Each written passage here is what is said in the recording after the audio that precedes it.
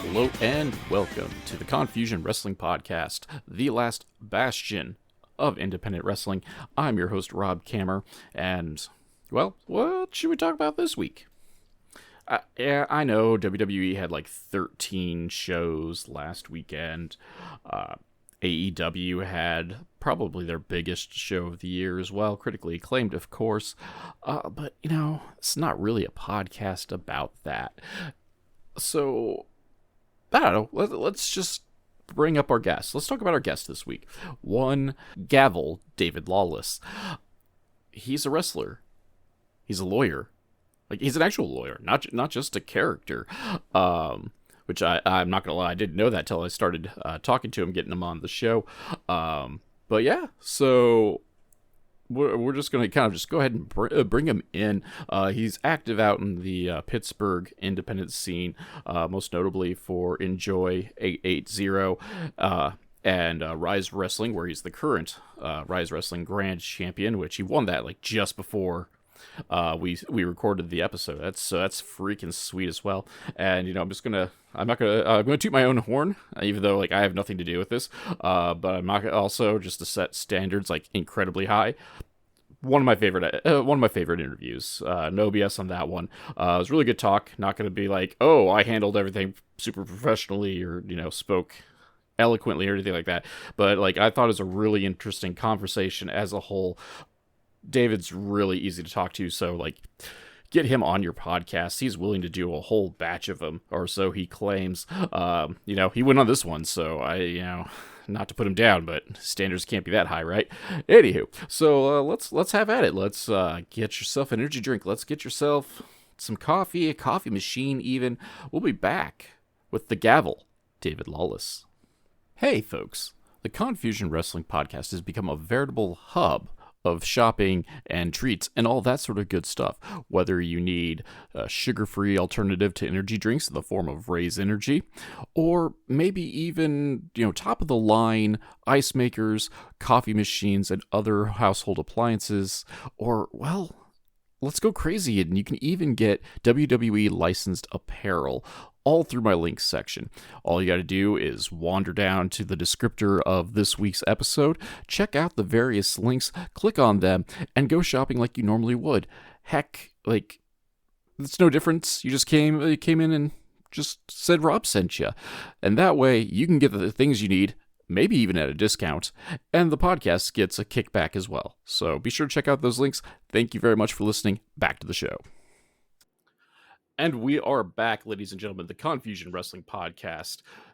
As I said at the top of the show, very special guest, and in this case, like a first, because this time I have a wrestling lawyer, or a lawyering wrestler, with me in the studio today is the Gavel, David Lawless, Esquire. David, how are you doing this evening, sir?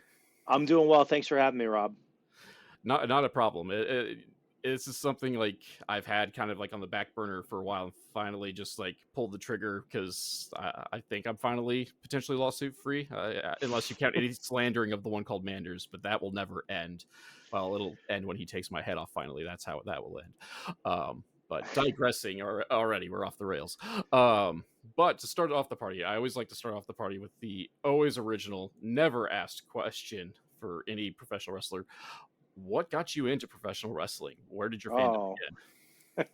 Well, let's see. I think it was 1994 when one of my friends in my neighborhood turned on Monday Night Raw, and I saw the 1-2-3 Kid beat Razor Ramon on. I think that was either the first Monday Night Raw or at least one of the first Monday Night Raws on the USA Network. And from there, I was just hooked on professional wrestling and loved it ever since I was, 9 years old. And never gave up on the dream. So I took a more non-traditional path to becoming a professional wrestler. You started the interview by saying either wrestler lawyer or lawyer wrestler. I think lawyer wrestler is probably the more appropriate because I was a lawyer first before I became a professional wrestling lawyer. But I graduated law school and was working in a professional circle around a lot of people that just gave up on their dreams, didn't enjoy what they were doing. So at the ripe age of 30, 10 years ago now, I decided to enroll in professional wrestling school and become the Gavel David Lawless Esquire that you see today, a decade later. I don't mean this in a bad way, but I've also had people who do physical therapists outside of the realm of professional wrestling. Like, what like, well, I know part of it's just the dream, but Yeah. what you're in a field where you have to, we'll say think on your feet, and think things through quite a bit, and you've taken a job where you get hit in the head for a living, like like what, like where did that kind of like thought come into the mind of like, lawyering is cool and all thinking all the time, but like it'd be cooler if I got hit in the head with a trash can every now and again. Yeah, I mean the parallels to being an attorney and being a professional wrestler, aside from the physicality, there are a lot of similarities, right? I'm a trial lawyer, so a lot of times I'm presenting arguments, evidence, facts, stories to a judge, a jury, a panel of arbiters, and you have to think on your feet and be able to adapt, much the same way we as professional wrestlers and performers have to put on a show for our audience. We have to change in real time with things that might come up. We have to adapt. From a physicality standpoint, there's really, at least at my age and what I was looking to do with my physical health, there was nothing that motivated me more and continues to motivate me more than being an in-ring performer and someone who's, traipsing around in his underwear in the, Western Pennsylvania area every single weekend in front of, hundreds of strangers. So I've always enjoyed the physicality of athletics. I was involved in sports from a young age, all the way even up until I became a professional wrestler. I would play, softball, men's adult league baseball, kickball. I, competed in sports in high school and intramurals when I was in college. So it wasn't that big of a transition for me to continue to take on the physicality and stay in shape physically for professional wrestling. But yeah, the similarities between being a trial attorney and being a lawyer, a professional wrestler in the performance aspect, the character aspect, the storytelling aspect, uh, the same set of skills apply. And so that was the easy part for me to plug that in. The difficult part was learning how to fall properly and infuse the physicality into the character and into the matches and into the storytelling. No, and I firmly believe, like, how you explained it is just perfect. That there is, at a certain level, there isn't that much difference, especially I think is in the character aspect of it. I think it was Michael Hayes that told Cactus Jack that that especially heels have to believe everything that's coming out of their mouth, like how no matter how delusional they have to believe it, and then they have to explain that logic to the camera, the crowd, whomever. Yeah, and it was easy for me to find that character because the embodiment of the Gavel David Lawless Esquire was the characteristics and still the characteristics of lawyers that I didn't like, aspects of the legal profession that I just think are a stain on us as a career as attorneys, and so it was easy to take that, see that in lawyers that I already didn't like, see that in aspects of the business, and infuse that into a wrestling character. Oh, and especially as you said, you're a trial lawyer. Like I Yes. imagine you have to. I mean, you meet all sorts of characters, whether it's other attorneys or just clientele. Like I've had a modicum. Like I'm definitely not a lawyer, but like I've had to deal with the legal system through Hmm. previous employment, and just the cast of characters alone, and just the stories I could tell, like just talking to the lawyers themselves, and like not even like about the case stuff, like is just like cool. I kind of wish I was like I was a writer or something of the like, so I just indirectly put these stories to paper just because it's just so out there, and Yeah, I weave that in. mean, you never know what you're going to have to do as an attorney or who you're going to have to help, and so I've worked on cases, people that have been hurt by pharmaceutical drugs, athletes that have been injured by professional sports organizations, individuals that have been victims of malpractice, people that have had their property damaged by moving companies.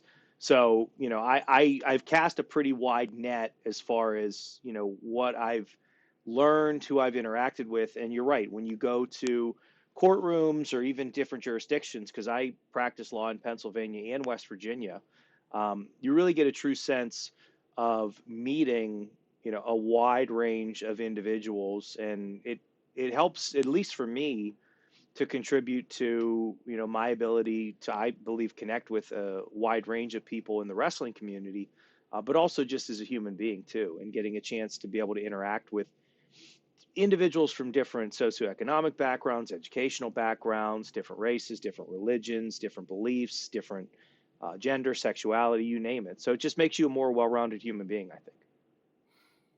Most definitely.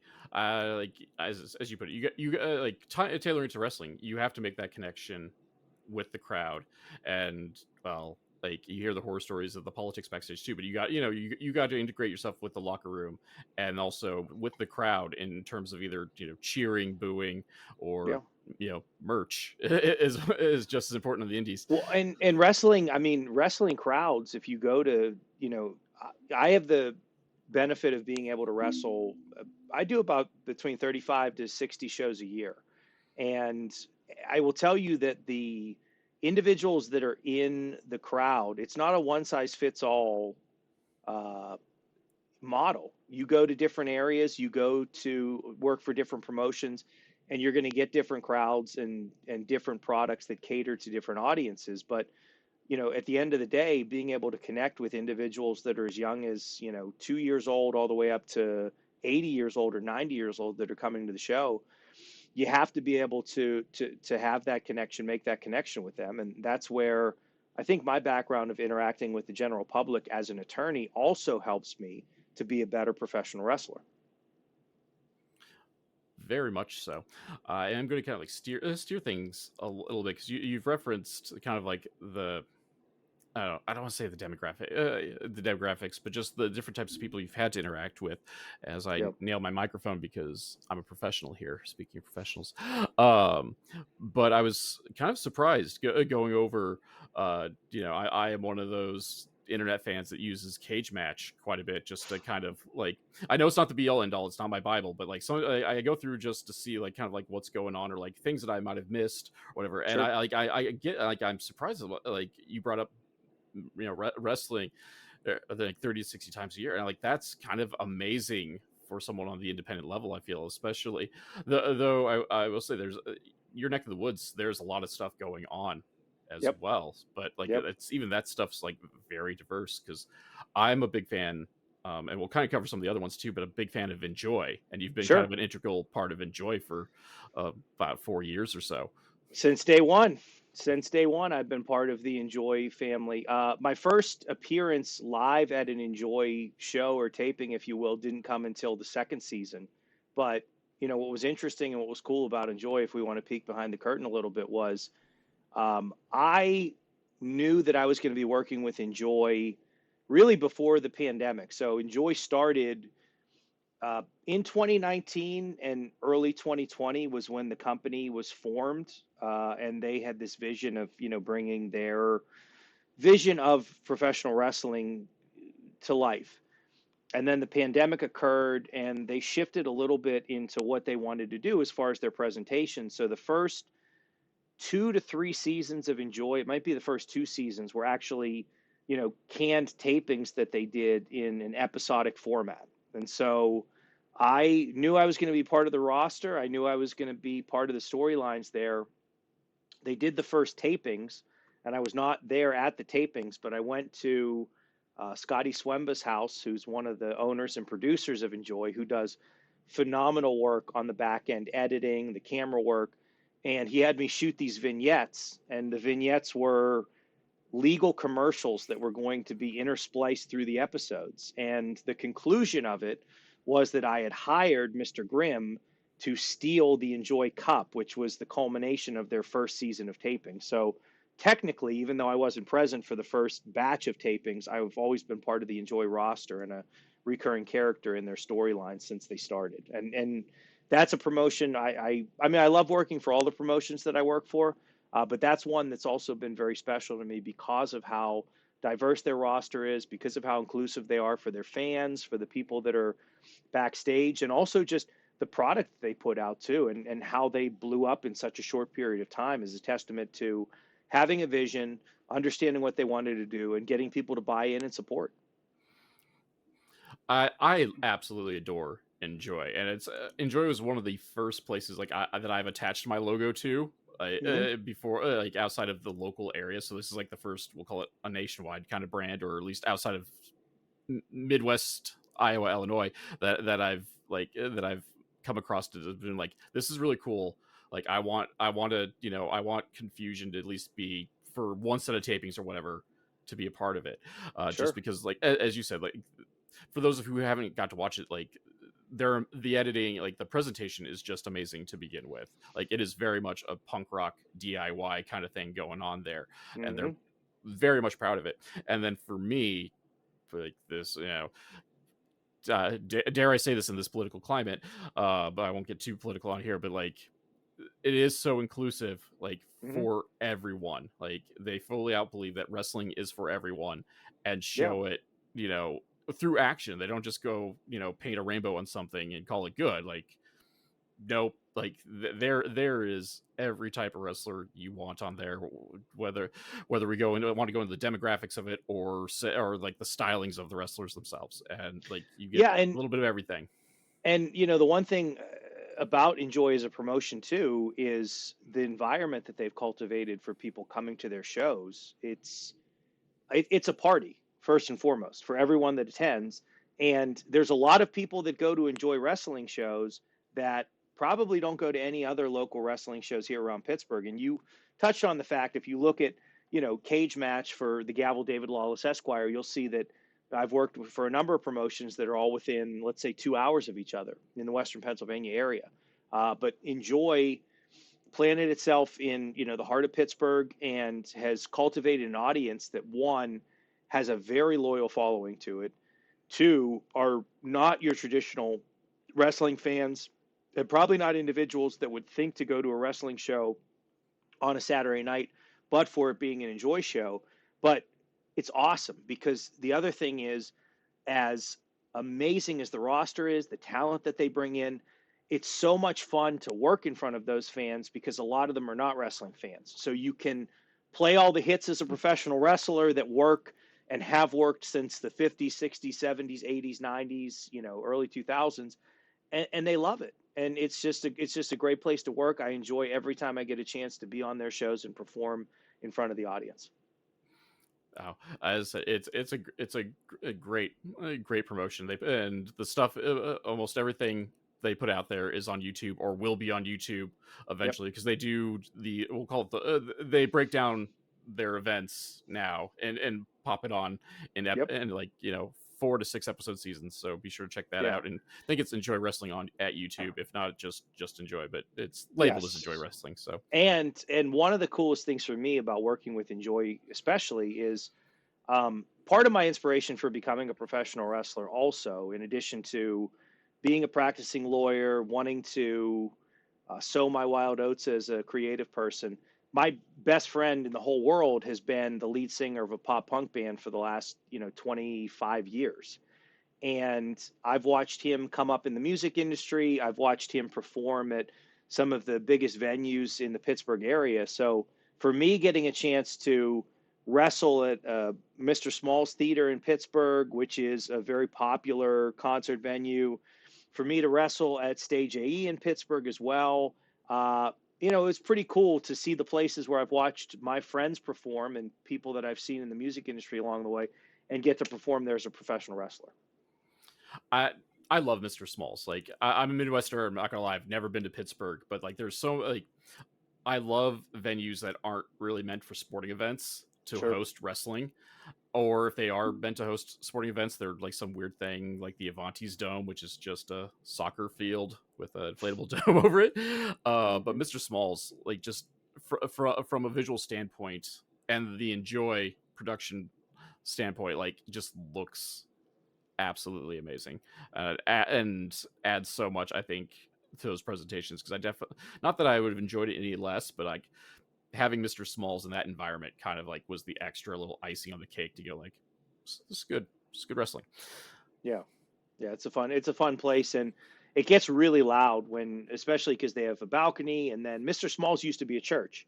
So that venue in Pittsburgh, they've been running shows there for 25 or 30 years, but it used to be a church. They renovated inside. It's a concert venue, and the sound carries very well there. But then also how the crowd is kind of on top of the ring, but then you've got the balcony people. For me, as a wrestling fan, the first time I worked at one of those shows, it reminded me of the PWG shows you would see out of the VFW in Southern California, and how those fans were kind of on top of the ring, and just the chaotic environment, packing that many people into a confined space.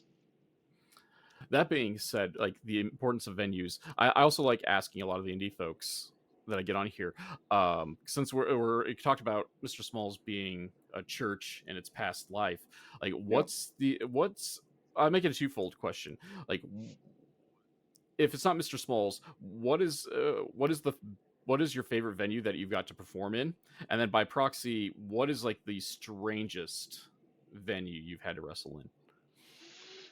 Uh, Strangest, hands down. If we're talking about all the things that I've done, so I've also worked some of these no ring wrestling shows, which, for those of your listeners that might not be familiar with what no ring wrestling is, I'll give you a little backstory on how at least I learned about it and how it kind of matriculated here into the Pittsburgh area, thanks to a couple people from New York. But no ring wrestling shows are basically exactly what it sounds: wrestling matches between professional wrestlers in a bar, field, venue, whatever, where there's no wrestling ring. Now, I'm sure the purists on the internet will talk about what the true origin of it is. I got introduced to no ring wrestling in 2017, 2018, because MV Young and there's another gentleman, Casanova Valentine, who Casanova's from the Brooklyn, New York area. MV's from Pittsburgh, was up in New York, then made his way back to the Pittsburgh area. But in New York, if you run a professional wrestling show, it is sanctioned by the New York State Athletic Commission, which means that you have to follow all of the rules of a competitive sporting event for that the New York State Athletic Commission requires, which is you must have a doctor and EMS on site, and all of your talent must undergo a physical to get cleared before the shows. The physical in New York, when I wrestled up there, was getting your heart rate checked by a doctor, making sure your blood pressure was fine, that you weren't going to collapse and die in the ring, thankfully. But as you can imagine, having a doctor, having EMS on site can be very costly. So it's prohibitively expensive when you're renting spots in New York, and you're also renting a ring and paying New York rates and paying talent. So they figured out that if they don't set a ring up and they just wrestle, it's considered performance art and not considered an athletic event. So Casanova and MV would do these no ring matches in art galleries and bars throughout New York City. And I got to wrestle in Brooklyn in 2020 in February during Fashion Week on the rooftop of a bar in Brooklyn. It was awesome. And Casanova actually had asked me to come up in November for a no ring show of that year, which he was doing on election night. And I told him I couldn't make it up because I had to go vote. I was going to stick around the area here to see the election returns. But he held the show in New York. I think it was in Brooklyn, an art gallery.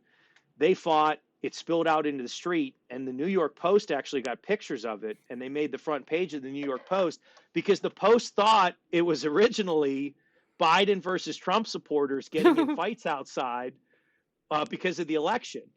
But it turned out that this was just a no-ring professional wrestling match. So it was a cool moment for them to get coverage on that. That tangent leads me to answer your question. What's the strangest place I've wrestled?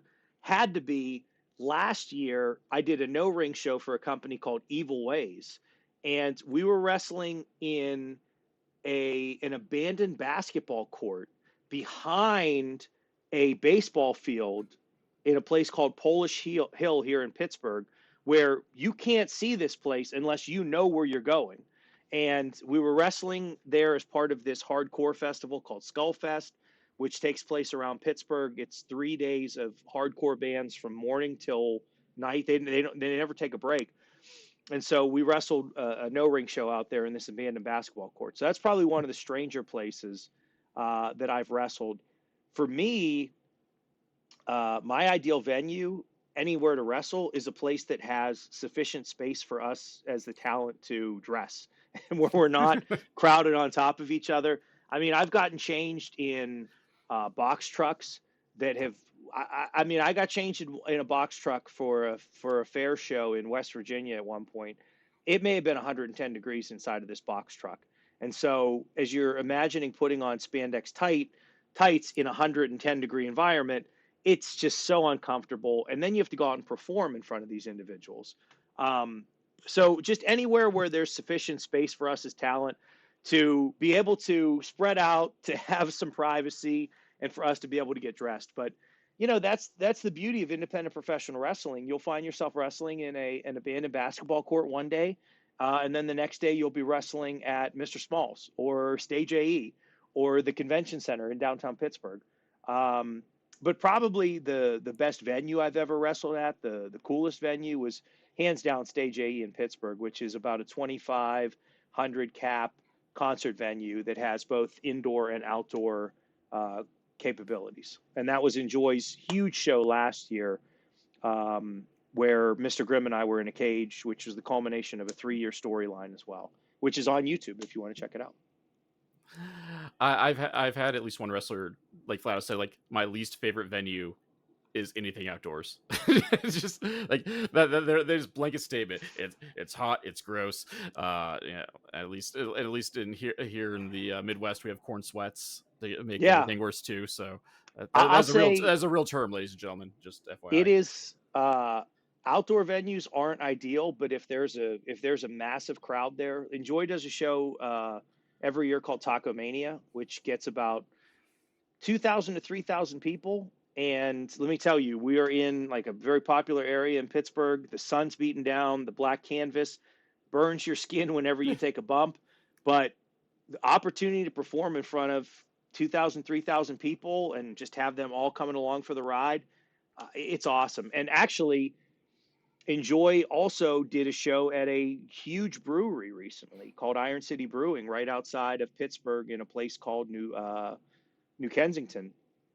Or will they say Creighton? I don't know. It's all the same. I'm sure in Iowa, in the Midwest, you guys all have that, right? Everywhere's a big city. But like actually setting up the ring in between the brewery vats and everything was really cool too. Oh, yeah.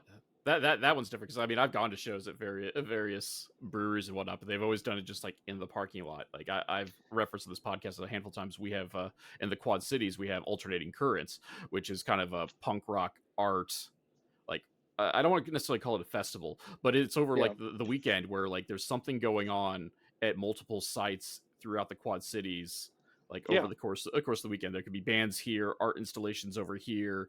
Our local promotion, SCW Pro, usually runs Wake Brewing at least once, maybe twice over the course of the weekend, and it's usually the most miserable weekend of the summer. And they have black asphalt, so it's a fun show to attend if you can. Like, well, not for me because I'm an albino and I have to bring my parasol with me to enjoy it because there's no shade out there. But as you put it, like the environment potential, like with the crowd who's not necessarily just there for wrestling, they're there for everything else too. It does lead to something awesome. Well, and you get a lot, and especially with the Taco Mania show that Enjoy does, we're in a very popular area in the city called the South Side. So you'll get a lot of people that'll just be walking and they'll see a wrestling ring set up. They'll see all these people standing there. It's like, oh, cool, this show's going on. And then they come and just see, and it's awesome. Everyone gets into it. They go crazy. And, from those shows, you'll make some new fans out of people that, didn't even know that independent wrestling existed. I mean, you talk about, we talked about how I got into wrestling and how, what made me fall in love with it and the dream never died. But, truth be told, I didn't know that independent wrestling was a thing until I mean, realistically, like 2014, 2015, when I made the decision to go to professional wrestling school. So I wasn't, I kind of knew a little bit about it from ECW and hearing about like tape traders and, you know, promotions in Japan and promotions from different countries where people were sending videotapes. But, as far as like a healthy independent wrestling community and going to indie shows, that was not something that I knew anything about until I got into the business. Same here. Like I don't think I attended. I don't think I attended my first indie show until like I was 24, 25 ish. Just Hmm. because I was out in the middle of nowhere, and so a lot of like my coming and goings, like what was going on, came from either television or radio, and a lot like that is usually going into stereotyping about independent wrestling budgets, but a lot of television and radio is priced out of a lot of budgets Sure. for better or for worse. And the internet just it's finally started to pick up some steam enough to like, but you still have to know where to look to find stuff. And but we got like personally I got lucky because HWA just like started like got into the Peoria, Illinois television market. And so to Hmm. do that, so to plug that, they started running shows in Peoria, which because they're already on my TV in Peoria, they had Hmm. pre-existing, ad space to be like, hey, everyone, come show up, and like, hey, whoa, there's wrestling, which and then you know, then I like they got me into the internet part of it, so I could look up other stuff, and man, like Yeah. it's crazy, go nuts. And I mean, the truth is, too, the pandemic was a pretty big boon for independent professional wrestling, also, because you had companies that were able to run despite, shutdowns and distancing restrictions. And a lot of people were just thirsty for watching professional wrestling and consuming it in any way they could. The WWE, to their credit, and AEW did the best they could at that time. Um, but you go back and watch some of the stuff that was going on the indies then with GCW, and you know, I would say one of the stories that we had when I was wrestling for the International Wrestling Cartel (IWC) in 2020, we had a storyline where we were basically going to take over control of the company, our group called the Regulators. And I would argue that the match that we had to conclude that feud in October, which was outside at an independent baseball ballpark, we had about 300 people there, which was all we could have, but it broadcast over the internet. I mean, that was some of the best storytelling in wrestling that was going on. I'd put that up against any of the companies that were running at that time, WWE and AEW included, also, just with just how great we were able to tell that story thanks to the pandemic. I think like not that we wanted a global pandemic, but I think it did like force people to like kind of come out of the box and like evolve with the times, or like finally embrace technology that probably they could have should have used maybe years prior. But in addition, just the creative aspect of it. Okay, like we're never going to do TV, but now if we Mhm. want to continue as a company, we either shut down or we can do almost like a television type product and work on our direct storytelling in an actual episodic fashion, or just kind of go kind of crazy with it a little bit too, because SCW here like started kind of like doing some of the cinematic matches, which like they Mhm. never touched before. And it was they Mhm. had a match out on one of the wrestlers' farms, like that was the blow off to his feud with his former tag team partner that they had actually been building to before the pandemic struck. And then like, oh, well, we don't have to worry about social distancing if there's only like 5 people on this farm. Right. Right. and and then they did like almost like a haunted house kind of like boiler room brawl thing as well. It was like a whole We other feud. two PW, another one of the companies that I wrestle for around here. We did a series of tapings for in someone's farm about an hour outside of Pittsburgh, and the story we told in as part of that taping concluded in this was actually pretty cool. We they lit a huge bonfire. They had all the cars circled up in a circle with all the lights on, and it was me and well, we did a 3-on-3. It was basically like a, parking lot brawl that ended with me getting hit by a car in another car. which I survived, by the way. So Oh, phew! I was worried there for a minute. yeah. Break out the old Looney Tunes. Did you die? Uh, Yes, yes. it's an old for those not aware of that joke. There's a Looney Tunes show for the was they rebranded the Warner Brothers cartoons as like almost like a weekly sitcom, Hmm. and they did this weird episode where it was actually almost entirely serious. So they talk about like Granny's origin, and but she was actually she was like a spy during World War II, and the flashbacks were done totally dramatic, like actual it was actual drama.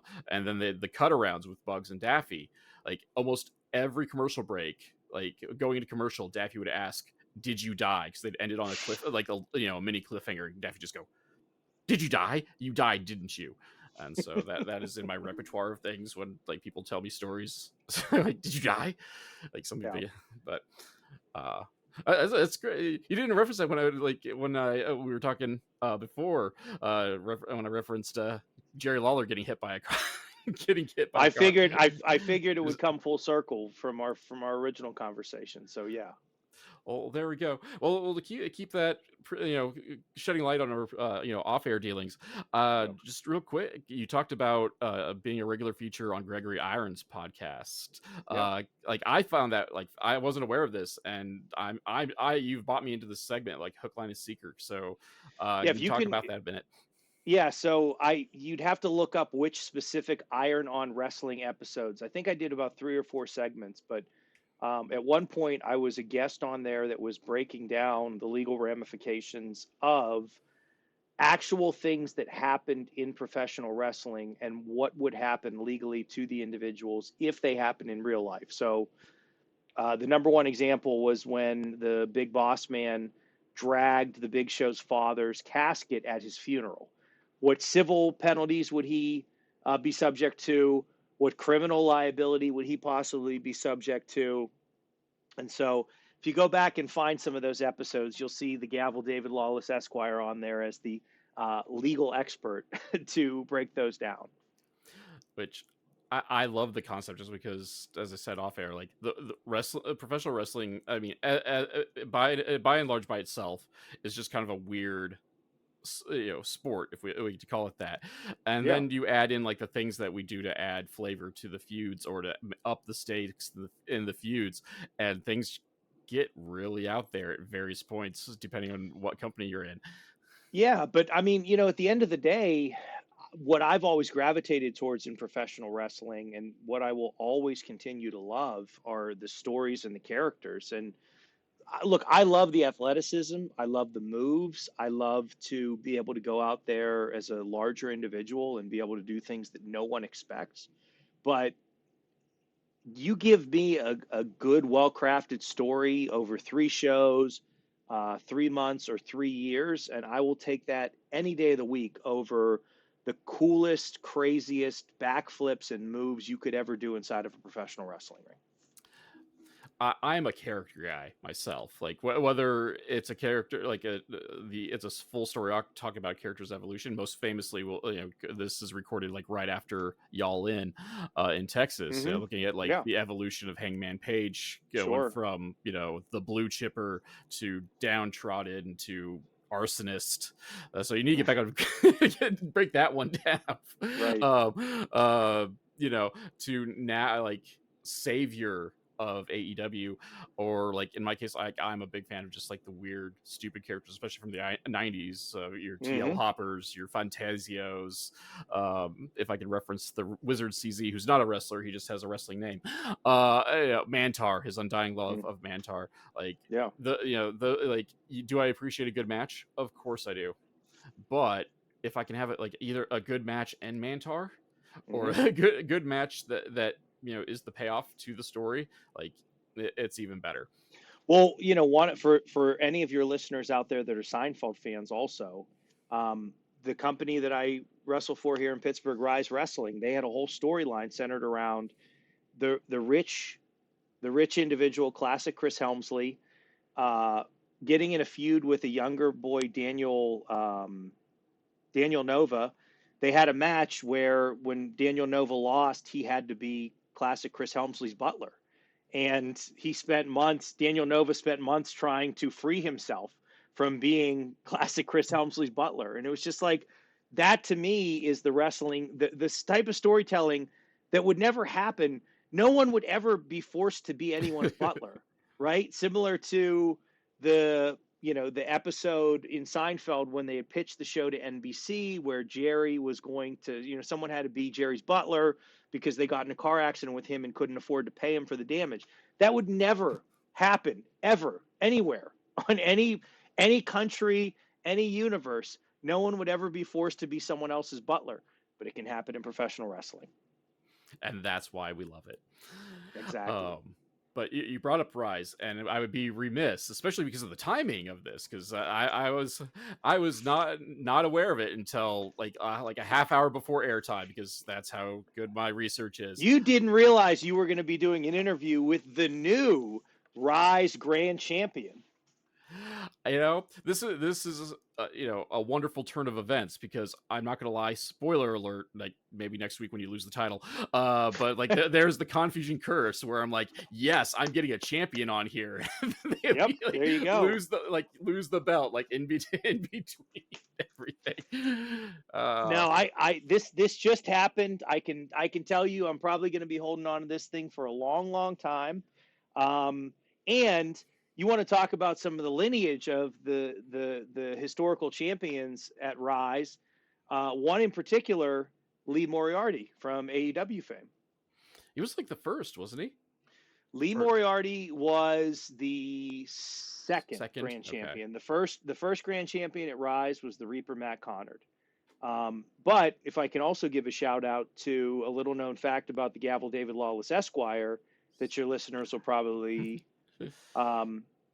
enjoy, is that I started training in February of 2015. That was when I went to wrestling school. I did my tryout, and I think I did my tryout in 12 minutes. The tryout was 100 push-ups, 100 squats, and 100 sit-ups after we did 3 minutes of up-downs in the ring. And they said, wow, 12 minutes, you had 20 minutes to do it. That was pretty good. And they said, but there was a kid that just did it right before you that's going to start training with you who did it in 8.5 minutes. And I was like, oh, who's that? And sure enough, that was 18-year-old Lee Moriarty that was there. So my training class was myself, Lee Moriarty, and Duke Davis, who is the IWC heavyweight champion and one half of the tag team champions for Enjoy Wrestling in TME, in addition to all the other tag championships that they hold. So I lucked out and had a pretty good training class for February of 2015 with me, Lee, and Duke. There's a fact I didn't know. That's something Cage Match could not teach me. Right, exactly. That's why you need to go right to the source to talk about it. And I'm also the lawyer for Lee Moriarty. See, this is why we have the podcast, so we can get that information out there to the general public. And someday, in some bar in Pittsburgh, 40 years from now, when someone asks a trivia question about who did Lee Moriarty train with here in Pittsburgh, someone will win a $10 gift card to that bar because they're able to say the Gavel David Lawless Esquire. I already use Enjoy for my bar trivia, because I literally never heard the word yins before. There you go. and then like their social media uses yins quite a bit. I'm like, I had to go look that up. Which I mean, I'm old. It's just a Pittsburgh, y'all. Yeah, but I'm old and I have to look everything up now. Like, never stop learning, kids. Never stop learning. Always feed your mind. Like I say, we have a world at our fingertips, and we need to use it appropriately, which is sad that I have to say appropriately at the end of it. But no, you're right. That's a whole other diatribe where I get angry and I yell at clouds, and I have other podcasts for that. But we covered Enjoy, we covered Rise. I saw, and you can like refute this or whatever, but I'm just morbidly curious about how this came to be. I saw you did a Blackcraft show. And it'd been a forever ago, obviously, because they didn't last terribly long. I actually did 2 Blackcraft shows. I did the first. Actually, it's funny to go back and talk about the reason why I love doing podcasts, and the reason why I almost never say no to any interview when it relates to professional wrestling, is one, I'm incredibly proud of what I've been able to accomplish and just doing this. Two, look, if I can live out my dream at the age of 30 and become a professional wrestler, I want everyone to take that as a lesson to go out and do whatever you're passionate about. Because if I can do it and do it for a decade the way that I've done it, then anyone can accomplish their dreams as long as they just put the work in. But getting a chance to go back and talk about this stuff with individuals and think about some of the cool stuff that happened on those shows. I mean, the first Blackcraft show ever was at a place called the Priory here in Pittsburgh. And I was part of the inaugural Blackcraft. I don't remember what it was like a Royal Rumble style match, but they had a special name for it because it was Blackcraft. And just in that match alone, I mean, I was in there with Kevin Blackwood, Rex Lawless, and then on that show, first of all, Saraya Page was there because she had just started dating Ronnie Radke of Falling in Reverse, who performed live on that show also. And the main event of that show had Brody King and John Morrison, Hennigan, Nitro, Blackcraft. I think he was going by Johnny Blackcraft in there. But yeah, that show was insane. And so I was on that show, and then I was also on Blackcraft's infamous WrestleMania weekend show up in New Jersey at the White Eagle Hall, which started at midnight or 1 in the morning and ended at 3 in the morning. It was an interesting show. Yeah, that's what kind of popped it, because Blackcraft, for better or for worse, has a reputation to to it, and the WrestleMania. I've seen the WrestleMania show, and just I was taking just the sheer insanity of it all. It was just they brought in Douglas Bradley of Pinhead fame. Doug Bradley was actually on several Blackcraft shows, so he was actually a fixture of Blackcraft from the beginning.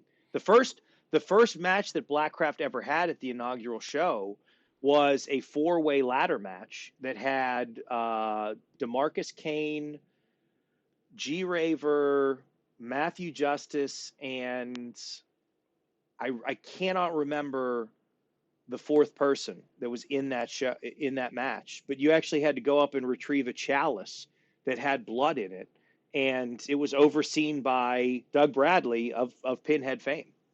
Yeah, he was the kind of a general manager figure, or at least until he was murdered on stage.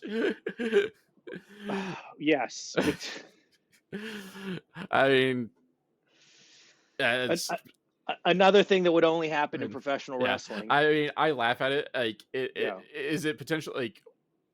Is it something you should show your kids? No, but I personally another one of those train wrecks. I found the show. The show it was actually stacked, and then you had the insanity of the stuff they did with it. They had the who's who of that period's independent wrestlers, and then you had Pinhead. I mean, I remember. So one of the funniest things for me with that show, I got changed in a giant trailer truck that was behind the White Eagle Hall.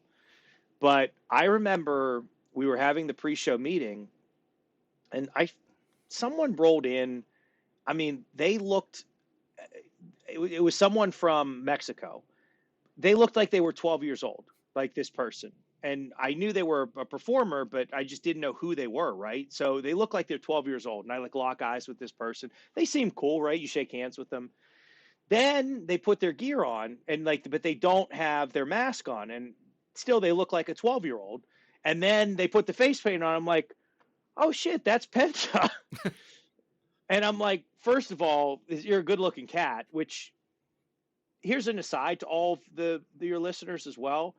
If there's a luchador that wears a mask, I guarantee you they are the hottest stud dude you've ever seen in your life. Also, when Fuego finally took his mask off at GCW, I was like, why has this guy been wearing a mask for the last decade? He's a good looking dude. I'm waiting for the day that the Beast Muertos loses his mask, because something tells me that this dude's been not that wrestling is a waste, but dude should have been I am almost gonna put money that man should have been a supermodel. Just But I mean, But so you get you get the chance to work on shows with individuals like that. So, you look at that Blackcraft show from WrestleMania, and sure, like I know the reputation that that show has, but it was a who's who of yeah, indie talent that was there. And I mean, but for the time constraints that we had with that show, if you would have given that show the opportunity to just run on its own in like an environment that they controlled where they didn't have a 2 hour time limit or whatnot,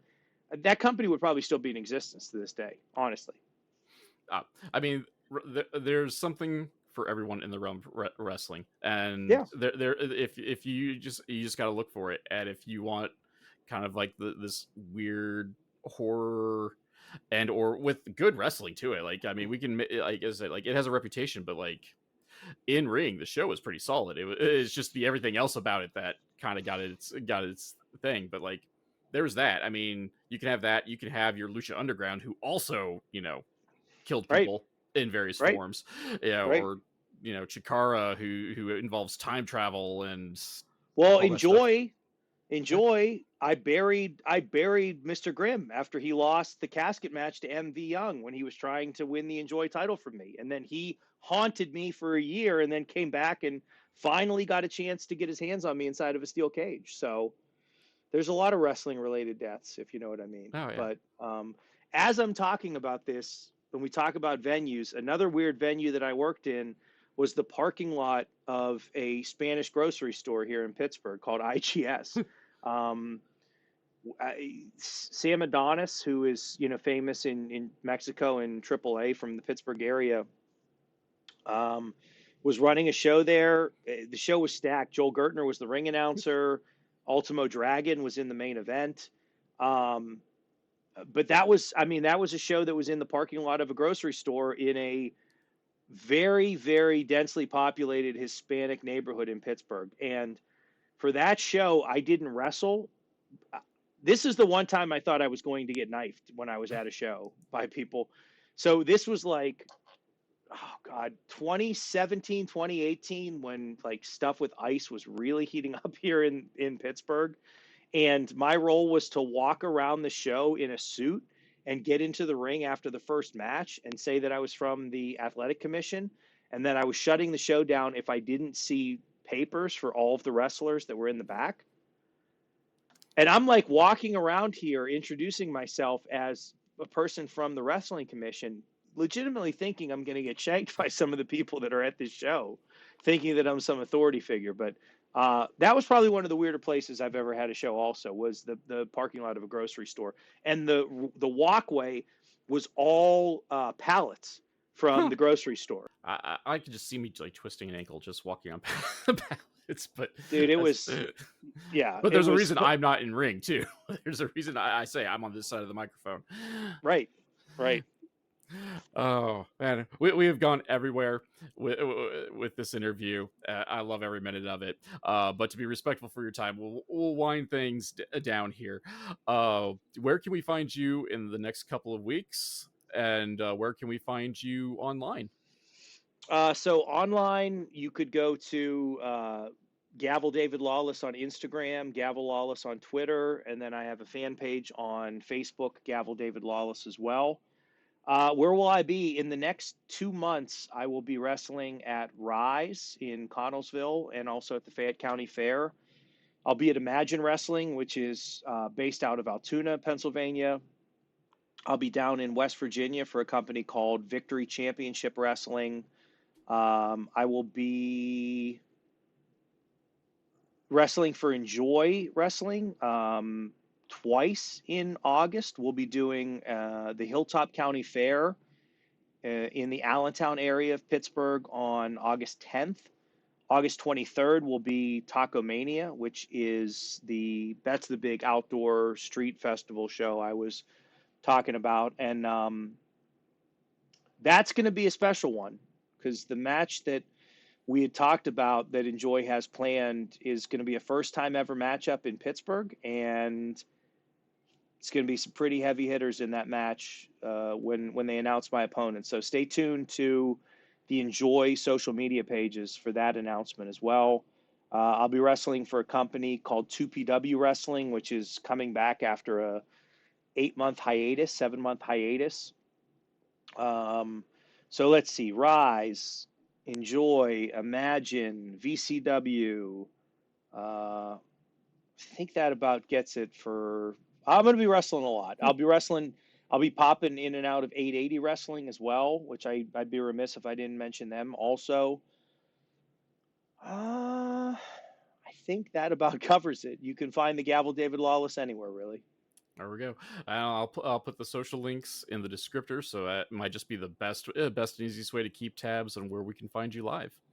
Yeah, and Rob, thank you for having me, and I encourage you to continue to do this, and anyone out there really that supports wrestling and wants to talk, wants to ask questions. I mean, I'll go on anyone's podcast if they ask me, and but also just thank you for what you're doing to enhance the professional wrestling community. I tell people all the time. I know part of what we talked about at the beginning was why Enjoy is so popular, but also their fan base puts in a lot of effort as well to really enhance the product and to enhance the experience. And I know that Enjoy fans have themselves organized pre and post show meetups as well, which goes a long way because again, for us as the talent, we're big weirdos, and sometimes we do this to make up for various issues we might have socially with people, but also some of the wrestling fans too. It makes them feel like a family, and it gives them a sense of community. And so, the more community based we can make wrestling, and the more we can lift each other up, the better. So, thank you for what you're doing and the opportunity to get a chance to tell a little part of my story. And thank you for what you're doing for wrestling as a whole. Not to pat myself on the back too much, but like I say, like the one thing this podcast does is to give a spotlight to independent wrestling, because without independent wrestling, there isn't WWE, there isn't AEW, and then of course there's the millions of little things that wrestling does to bring us all together as a community, as a country, as a world. So, Yep. Wrestling is for everyone, and it's wonderful. Amen. Because of it. Amen. Couldn't have said it better myself. The Confusion Wrestling Podcast is a weekly podcast that is written and performed by Rob Kammer and hosted by Spotify for podcasters. The background music for this section is Ruined by Day, performed by Alan Schroeder. If you enjoyed this podcast and would like to help support, please like, subscribe, and tell your friends, family, and enemies. Leaving a review is helpful as well, because word-of-mouth advertisement is very important for us small podcasts. My social media links can be found in the description, but Twitter, Instagram, and Blue Sky are at The Nova of Cass. That's TheNovaofCass, and Facebook is MLW Confusion, all one word. If you'd like to support monetarily and help upgrade my equipment, please check out my virtual tip jar at ko-fi.com/Casanova, or if you prefer more bang for your buck, go to patreon.com/Casanova, that's CASSONOVA, where for as little as $2, backers get access to the podcast early and without those pesky ads, plus other exclusive content. So join the crew that is headed up by Keith Wynn, Alan Schroeder, Chris Zach, and Elenia, and check it out. You can also find t-shirts, coffee mugs, and other merch at the Confusion Podcast store on Teespring. Also, be sure to check out the affiliate links in the description below. For business inquiries such as ads, sponsorships, and etc., please email rzkamer, Kamer, at comcast.net. Thank you all for listening.